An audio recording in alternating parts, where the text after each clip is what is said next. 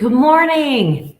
It's Monday. Happy Monday, everybody. Cheers. I forgot my coffee mug. I have my juice, my cranberries for Cranberries in Conversation.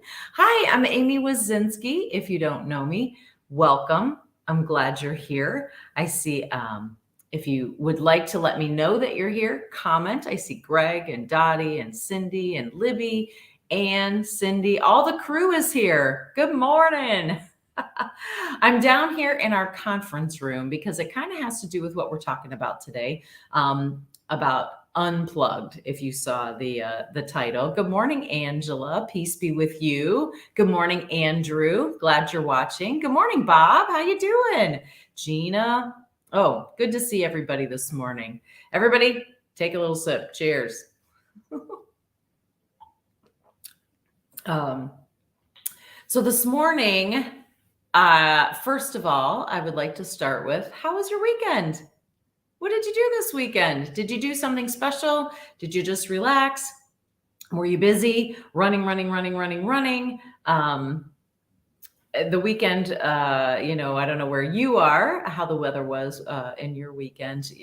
Here in Cleveland, just outside of Cleveland, closer to Youngstown, we had lots and lots of rain. It was a very rainy day, but we needed it. We haven't had rain in a very long time, it seems like. So anyway, so we enjoyed a nice, quiet, rainy day after several long days and busy days here at the Trilogy Retreat House. But tell me about your weekend.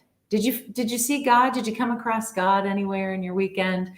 Did you see him in the people around you? Did you see him in the things that you did and how it made you feel? Let me know. I'm always curious what you did on the weekend. Carrie Filipsky says the weekend, for the most part, was relaxing. Good. Saw God in memories from editing my book. Good. I hope that is going well. Carrie's been working on a book for a long time, so I know it's an ongoing process. So good for you. So tell me, I'd love to hear it. Put it in the comments. Let me know. Libby had a great weekend. Good. I'm glad to hear it. Today I wanted to talk about sort of how our weekend went here at Trilogy. We hosted our very first wedding, and that was super exciting for so many reasons. But it was our very first wedding at Trilogy, and it was beautiful. I have to say, things went really smoothly. And, the bride and groom got married, which, as the pastor said, was the most important thing by the end of the day, is that the two got married. And that is what happened. And we didn't have really, nothing stands out as like unexpected surprises of like, oh my gosh. So good weekend for the other Cindy Gabbard. Cindy had weekend burgers and time with family, all good times. Good. I'm glad to hear it. But something that struck me in looking back at the weekend and looking at the pictures, I wanted to share with you some of that. Give me a second here and let me share with you some of the pictures because I also want you to take a look and think about when you have been at a wedding, possibly, or at a graduation or some important event in your life, whether it's been, like I said, graduation, first communion, it's been something at work, a special event at work, or a family picnic, a family reunion, or like I said, wedding. So here is just a few pictures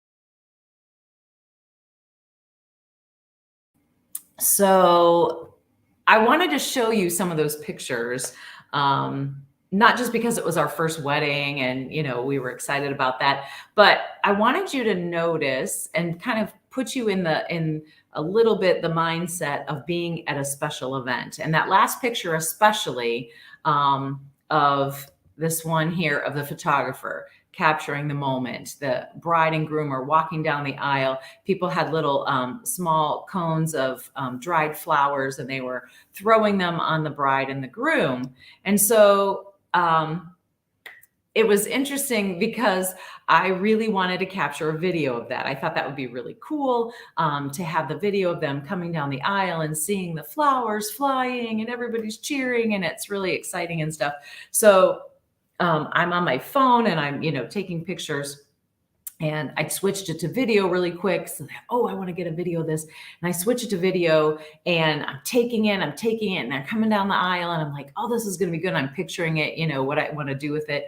And then when it's done, I look down, and sure enough, I had not really started the video. I had changed it to the video setting, but I did not actually start it as I thought I had. Because, you're like rushing, hurry, it's going to be over in a minute. But what I realized, and I've always been big into taking pictures and video at the kids' events, when the kids have been in shows and all kinds of things like that. I'm always at it. Greg's always elbowing me, and he says, come on, get, be in the moment, stop taking pictures, stop looking through your lens, stop, doing that. Because I really realized that I missed most of them walking down the aisle, and I saw some of it, but I missed a lot of it because I wasn't really paying attention. I was paying more attention to my phone and how I wanted to capture the moment, right? So it was a quick wake up that happens to me. Oh, no sound.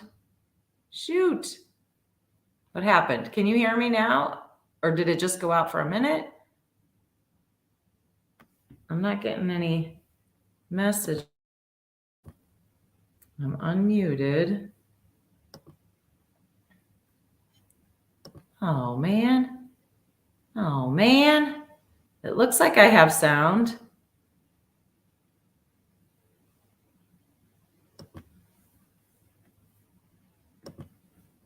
Oh, Dottie says sound. Oh, okay. Okay, good. All right. I saw no sound all of a sudden, and I was like, okay. I didn't change anything. I'm not sure. It's the gremlins of the computer. Okay. Yay. During the slideshow. Oh. Thanks, Carrie. Got it. Okay. Okay. So that probably half of that didn't even make sense. But anyway, So I was trying to explain as the bride and groom came down, and that I was missing all the flowers, petals being thrown at them. And I was trying to get the phone to video, and I thought I had videoed it. Did you all get that part?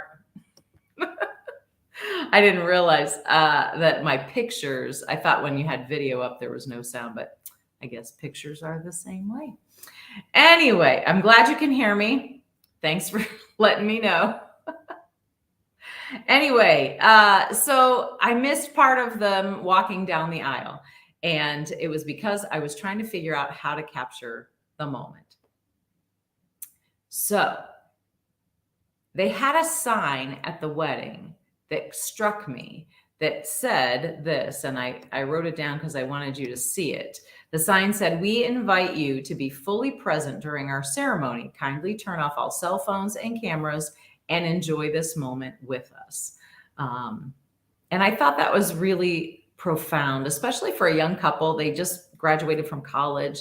And I thought that was really profound that they didn't want people to be figuring out how to capture the moment. They have a photographer for that, right? We had asked Tina, a friend of ours and supporter of the ministry, to come and take pictures for us and give us a hand. And, so we wouldn't have to be thinking about that while we were setting up and getting everything ready and trying to make sure all the details were taken care of. And so I, I was just taking my own pictures. I wasn't fully in the moment, as they had asked on the sign. But I thought that was a great thing to ask the guests, to be present with them and in the moment and not worried about that. That they had a photographer to capture the pictures and capture the moments, that everybody wanted to see. I did the same thing when the bride was coming, over the bridge, and I was like, oh, I want to get this. And, then I'm over there and I'm not really paying attention to the beauty of her and her father walking over the bridge. I was more concerned about, how I was going to get it and keep that moment, on my phone. So I thought that was interesting. Have any of you had any of those experiences about unplugging, where you didn't unplug and you missed something?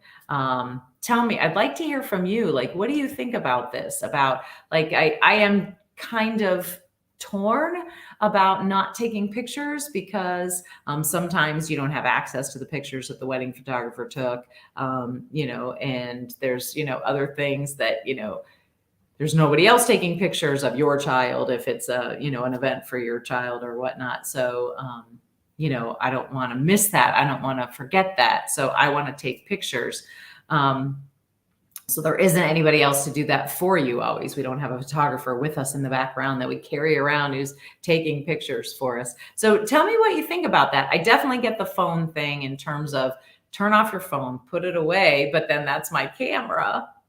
So I do believe it is important to unplug, for instance, after a busy week, to turn off the phone at least once a week, because yesterday, for instance, I didn't mean to unplug, but I couldn't find my phone. I had set it down somewhere early in the day and I couldn't find it. And so it kind of forced me to unplug because I don't know, I didn't have it. So I was just doing my thing and I didn't, nobody really seemed to, there wasn't anything I knew of that anybody needed me for immediately. So I accidentally unplugged, but it was good, but it felt good because by the end of the day, I thought, that was nice. I didn't have to keep looking at my phone. So I think it is definitely important. I was looking up information about this, and unplugging, I mean, there are lots of studies and stories that say that unplugging at least once a week is really important. But I think you can find times every day to unplug for several hours. It's really hard, I know, because our minds have gotten so focused on being available to people and getting information immediately and knowing things immediately. But I think that it's really important. And for me, I think Sundays is an important day to unplug because, I don't know about you out there, but my faith is important to me. And I tend to get so busy in my week. I'm always trying to, I'm not even sure what I want to say. I want always to include God in my day and invite him into my day, but I have to be honest, I'm not always good at that. I forget, I'm busy, I get enthralled in what I'm doing. And, at the end of the day, you go to say your prayers and then you're like, oh man, I'm so sorry, God, I did not invite you into the day today. And then you just pray to be better tomorrow. But I think if I really made an effort to consciously unplug Sundays, especially for me, because then I could make more space for God in my day and spend time with him and relax. And it's not always easy. I know to find a whole day to do that. But I really think that would make some of these other suggestions a little more possible, I think. Greg says, trying to take a picture of the sky and the stars is the worst. Your pictures will never compare to the moment you are missing by simply enjoying and taking in all the beauty. That's true. I know you tell me that all the time. Cindy says, so true. Missed my daughter shaking hands with the principal at her graduation, but got the before and after. Exactly. Exactly. You hear the name, for graduation, for instance, like that example, you hear the name and you're like, oh, I got to take pictures of her. And then they walk away and you're like, oh, I think I saw that. I hope I got it on my camera because I missed it exactly in person. Gina says, my niece over the weekend turned my phone to airplane mode, so I was unplugged. So I got to spend quality time with my sisters, nieces, and nephews. There you go. There says something. Time to unplug, Gina. So some suggestions that I found online. Keep it coming. Let me know how you feel about this, about taking this time to unplug at least once a week. Tell me what you think. Put in the comments. Do you think that you can unplug once a day? Is that too often? Like maybe for 2 hours, 3 hours, 4 hours? If you can unplug once a day, how long would it be? Is it in the evening when you come home from work? Do you unplug for the rest of the evening and then that's the end? And in the morning, you'll take care of what you missed? Is it unplugging first thing in the morning, beginning your day unplugged, not going to your phone for news and, what did I miss overnight and all that kind of stuff? Is it better for you to start your day unplugged? Tell me in the comments. Let me know if you were going to unplug every day, when would be the best time of day? And then is every day realistic? I mean, can you unplug for, every day for a period of time? I'd like to say I could. I guess I do sometimes when I put my phone down for hours, and sometimes I do that when I'm in the middle of a project or busy. I tend to do that for a few hours. But what about just once a week? Maybe it's just once a week. Maybe it's 3 times a week. What do you think works for you? I'm curious. I want to know. Inquiring minds want to know, how often should you unplug for you, for your life? Not everybody's the same.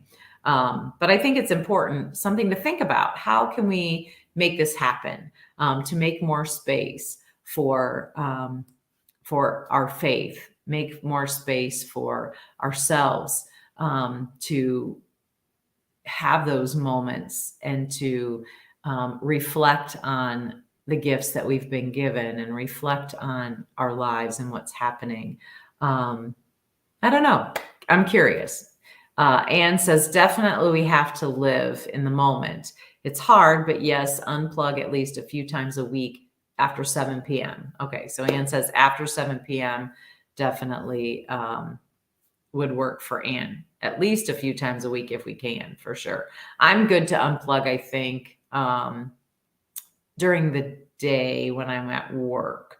I think that's helpful for me to not have the distractions of other things that are happening that are not happening at my work at that moment, because then I get distracted.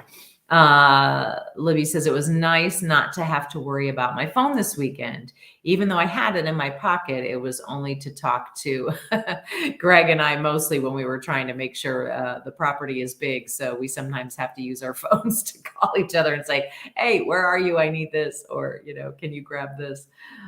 Gina says she unplugs every day. Good for you. Good for you. Gina, how long is it that you unplug? I'm curious. Is it for an hour, for a few hours?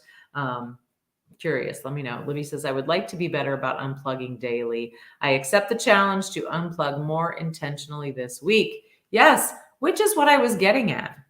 What I was getting to is that we need to unplug at least once a week, but it is a little freeing. I have to say, like yesterday, I used my example. It was really freeing to just say, you know what? I don't know what is happening on my phone, but that's okay. I am just going to relax and take some me time. And that's okay. I don't think it's selfish to have self-care. Self-care is not being selfish.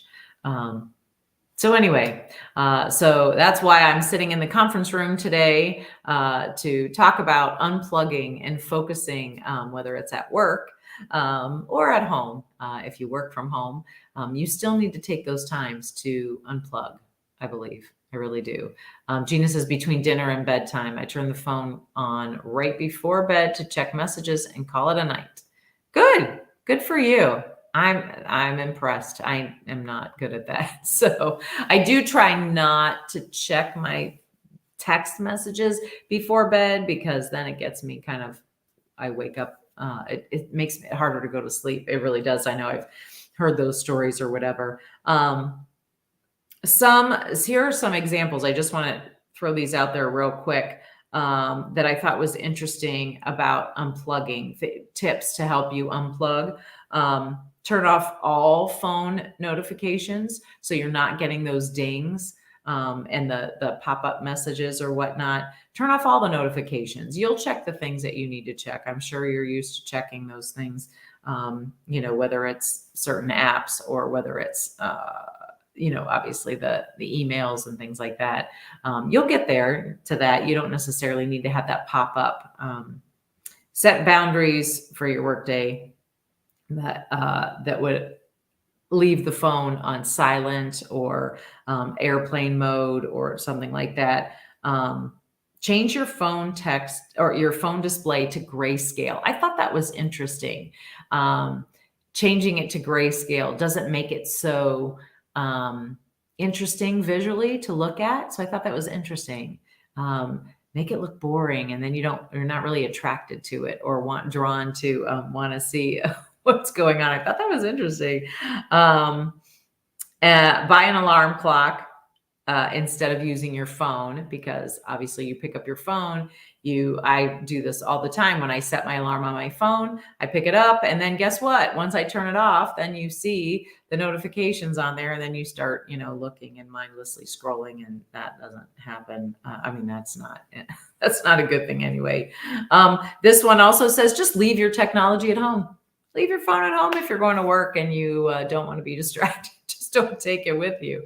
Think about for those of us that remember when you left. I was thinking about this with kids. You used to leave and your parents didn't get to call you and find out where you were. They didn't know. You said I was going to, Sue's house. You were going to Sue's house, and if you called Sue and her mom said, no, they're not here, they are out, whatever, you just hope that's where they were. Or, you just didn't know. You just waited until you got home. If you drove, took a long drive, it was going to take an hour to get somewhere. And then you stopped at the store and you stopped at a friend's house and it ended up taking you 2 or 3 hours. There wasn't anybody to say, oh my gosh, why didn't you get there in an hour? I didn't, we didn't keep such tight track of time and what people were doing. And it was okay. Things were okay. We found out if unfortunately you had to find out bad news, you found out when you got home. When you got there. I don't know. Interesting. So Angela says, I unplug at night when I go to bed. I charge my phone in the living room and I can't hear it. Oh, that's a good idea. Don't charge it by your bed, and then use an alarm clock, just like the thing said. It was really interesting because I did like some of the tips that it gave about helping you to unplug. So let's see if there were any more. I don't think there are any others. Oh, put down the phones at mealtime and find technology alternatives. And track your usage and set goals. Oh, Carrie Ford would love that.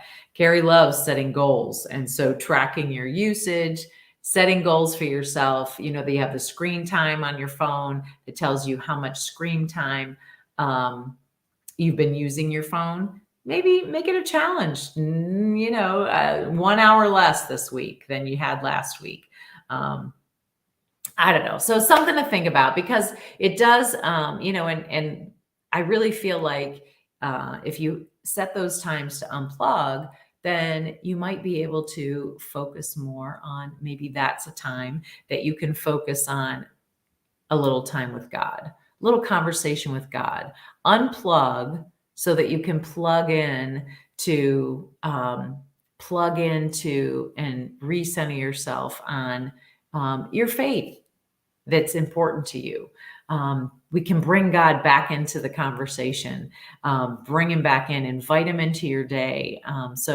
Unplugging, hopefully maybe that's a little time every week. Maybe it's in the evening. Like I see some of you are unplugging in the evening, and that's great. So maybe that's the time to invite God into your day and say, God, thank you so much for this beautiful day. Or thank you so much for the gifts that you've given me this day, the surprises that you brought. If it's been a tough day, God, help me, give me strength, bring me strength, because this day's been a real tough one. It's an opportunity for us when we turn off our phones, when we unplug from our computers, our email, our phones, whatever the devices are. I know I've been talking specifically about the phone, but it's a computer too, right? It's an opportunity to invite God in for a little tea time. A little time. So wherever you are in your day today, whether you're just waking up, whether you're getting ready, whether you're watching it on the replay later in the day, I challenge you to unplug at some point after you watch Coffee and Conversation or Cranberries and Conversation.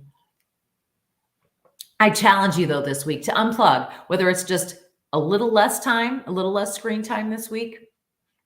Set a goal for yourself. And whether it's every day for 2 hours, whether it's every other day, whether it's just once a week, find a time to unplug, because I promise you, it will bring some peace into your life.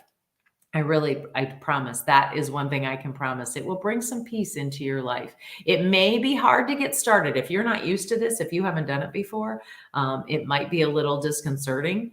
It's kind of like Linus with his blanket. You remember Linus from the Peanuts gang, where Linus would put his blanket down and he would put it. There's a song about it in a musical about You're a Good Man, Charlie Brown, where he puts the blanket down and he says, I'm going to walk away. I'm going to leave it. I'm not going to worry about my blanket. I don't need it.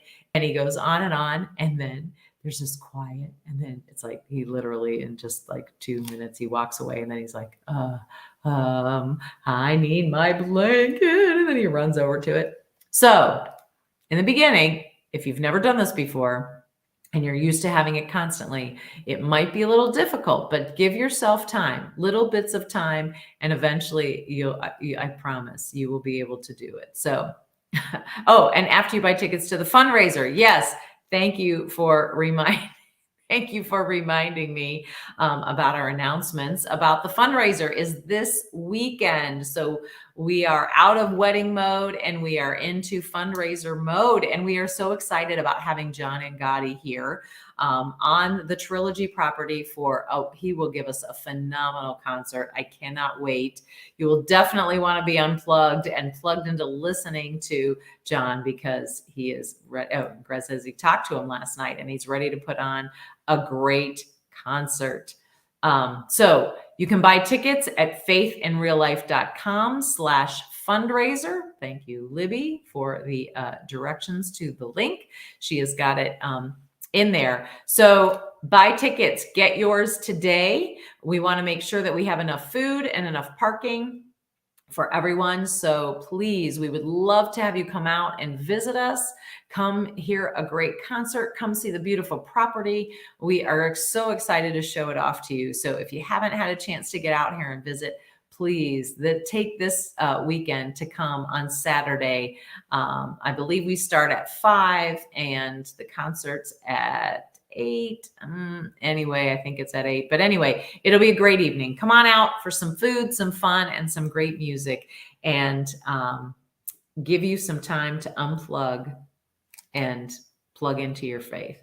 So with that, I'm going to say a quick prayer and send you on your way. Thank you so much for joining me this morning for my Cranberries and Conversation, my version of Coffee and Conversation. Yes, 5 to 9, Libby says. All right, great. So, Heavenly Father, thank you for the gift of time. You give us so much time, and it is our choice to do with it what we will. We fill it up. We fill up that time. But Lord, please help us to find some time to unplug in our days, in our weeks, Um, please help us to take that opportunity when we unplug to find ourselves closer to you. When we silence our phones, silence our minds, silence our hearts, so that we can hear your voice speaking to us in our days. We are so grateful for all that you give us and the opportunities that you give us to connect with you. Um, so we ask you to please just give us some strength, Lord, to help us to take on this challenge this week to unplug at some point, either every day, every other day, or at least once this week, so that we can find you more fully. So we ask all this. Please, Lord, bless those who are hurting today, those who are struggling in their days. Please bless all of us here who come to watch this coffee and conversation. I just, whether they find it today or whether they are here right now in this moment, or whether they find it later in the week, we just ask you to bless all those who are in our faith and real life community. And we just thank you for the many blessings of the people you put in our lives. So with that, I say amen. Amen. Oh my goodness. Thank you guys so much. Get your tickets to the fundraiser. Tell your friends. They are going to love it. And amen. Amen, Angela. Have a great Monday. Have a great week. And we will see you very soon. I believe tomorrow with Carrie Ford and her Tea Talk Tuesday.